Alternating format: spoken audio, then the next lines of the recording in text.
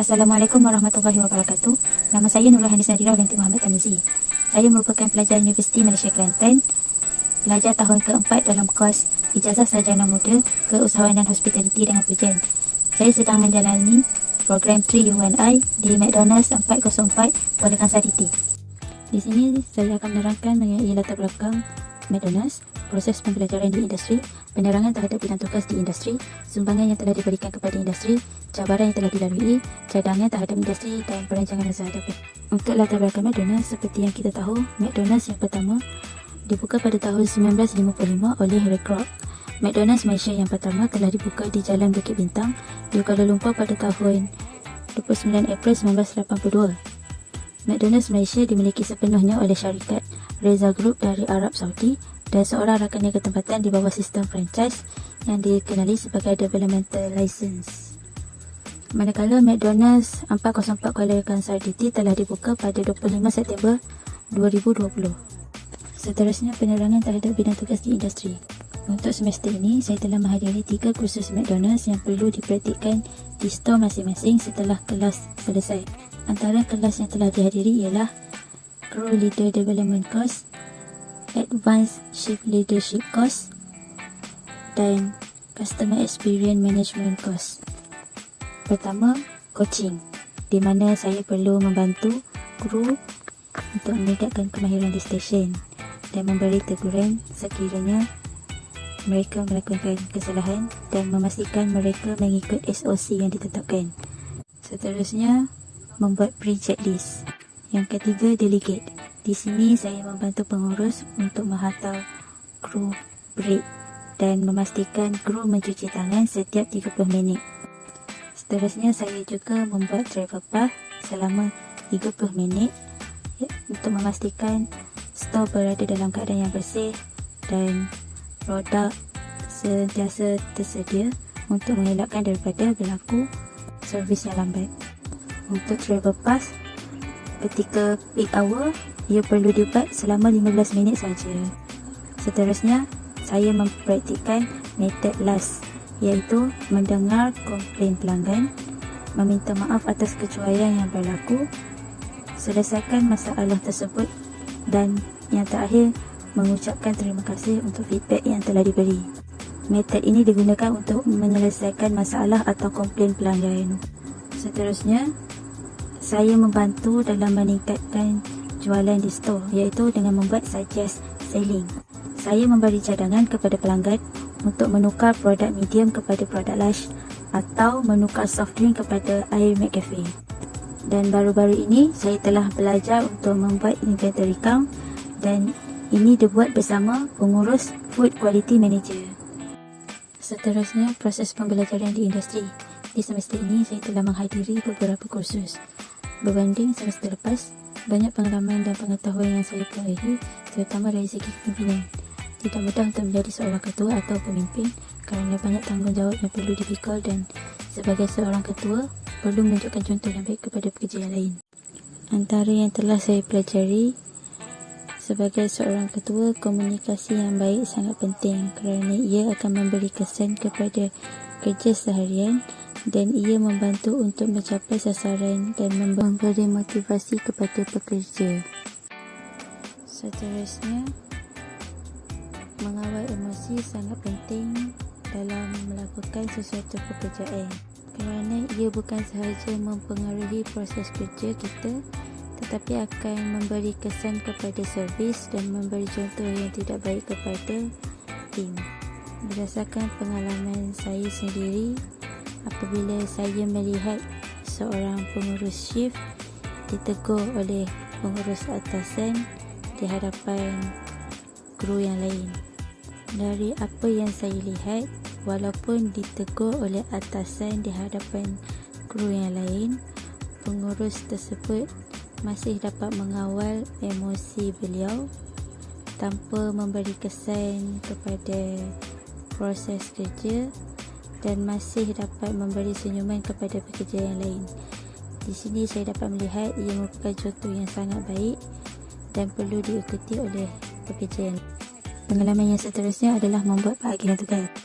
Walaupun ia dilihat seperti kerja yang mudah, tetapi masih mempunyai risiko dan dapat memberi manfaat kepada yang lain. Manfaat dalam pengagihan tugas ialah pengurus dapat menguruskan atau menyelesaikan tugas yang lebih penting. Dan dengan membuat pengagihan tugas, guru yang lain dapat diberi peluang untuk mempelajari dan memperolehi ilmu yang baru. Pertama, coaching, di mana saya perlu membantu guru untuk meningkatkan kemahiran di stesen dan memberi teguran sekiranya mereka melakukan kesalahan dan memastikan mereka mengikut SOC yang ditetapkan. Seterusnya, membuat pre-checklist. Yang ketiga, delegate. Di sini saya membantu pengurus untuk menghantar kru break dan memastikan kru mencuci tangan setiap 30 minit. Seterusnya, saya juga membuat travel pass selama 30 minit untuk memastikan stor berada dalam keadaan yang bersih dan produk sentiasa tersedia untuk mengelakkan daripada berlaku servis yang lambat. Untuk travel pass, ketika peak hour, ia perlu dibuat selama 15 minit saja. Seterusnya, saya mempraktikkan metod LAS, iaitu mendengar komplain pelanggan, meminta maaf atas kecuaian yang berlaku, selesaikan masalah tersebut dan yang terakhir, mengucapkan terima kasih untuk feedback yang telah diberi. Metod ini digunakan untuk menyelesaikan masalah atau komplain pelanggan. Seterusnya, saya membantu dalam meningkatkan jualan di store, iaitu dengan membuat suggest selling. Saya memberi cadangan kepada pelanggan untuk menukar produk medium kepada produk large atau menukar soft drink kepada air McCafe. Dan baru-baru ini saya telah belajar untuk membuat inventory count dan ini dibuat bersama pengurus food quality. Seterusnya, penerangan terhadap bidang tugas di industri. Untuk semester ini, saya telah menghadiri 3 kursus McDonald's yang perlu dipraktikkan di store masing-masing setelah kelas selesai. Antara kelas yang telah dihadiri ialah Crew Leader Development Course, Advanced Shift Leadership Course dan Customer Experience Management Course. Sumbangan yang telah saya berikan kepada industri ialah masa dan tenaga. Saya telah cuba yang terbaik untuk memberi masa dan tenaga saya kepada industri, terutama apabila saya perlu kerja lebih masa kerana kekurangan kru. Sumbangan yang seterusnya, saya mematuhi semua prosedur dan etika yang ditetapkan. Semua prosedur dan polisi yang terdapat di industri termasuk etika seperti etika pemakaian, polisi kawalan tunai dan juga prosedur menyediakan produk supaya saya dapat memberi servis yang baik kepada pelanggan. Yang terakhir, saya telah memberikan kerjasama yang baik sebagai pelajar latihan industri. Saya telah memberi kerjasama kepada pihak industri untuk menyiapkan task yang diberikan dengan baik. Berbagai cabaran yang perlu saya lalui sepanjang di industri. Untuk diri sendiri, cabaran yang saya rasakan apabila berkaitan dengan self-confidence. Saya berasa kurang yakin dengan diri sendiri, terutama apabila ia melibatkan komunikasi seperti ketika membuat coaching dan delegate. Ia membuatkan saya berfikir adakah saya membuat keputusan yang betul atau tidak dan adakah kru tersebut faham ketika saya menegur dan memperbetulkan kesalahan mereka. Cabaran di store ialah apabila kekurangan kru. Ia akan menyebabkan motivasi pekerja menurun kerana beban kerja dan tanggungjawab yang bertambah. Selain itu, kerosakan peralatan. Ia akan mengganggu proses kerja seharian, sebagai contoh, mesin, air Milo dan teh tarik panas. Kru perlu membantu secara manual dan secara tidak langsung, ia menyebabkan servis menjadi lambat. Untuk cadangan kepada industri, yang pertama, orang yang tepat. Sebagai contoh, untuk melatih pekerja baru, pengurus perlu memberi kepada orang yang tepat atau yang telah mahir dalam semua skop kerja supaya pekerja baru dapat mematuhi semua prosedur dan lebih memahami skop kerja yang diberikan. Yang kedua, penjadualan yang baik. Menguruskan jadual dengan baik membantu untuk mengurangkan masalah kelebihan atau kekurangan pekerja. Cadangan yang terakhir, keperluan operasi.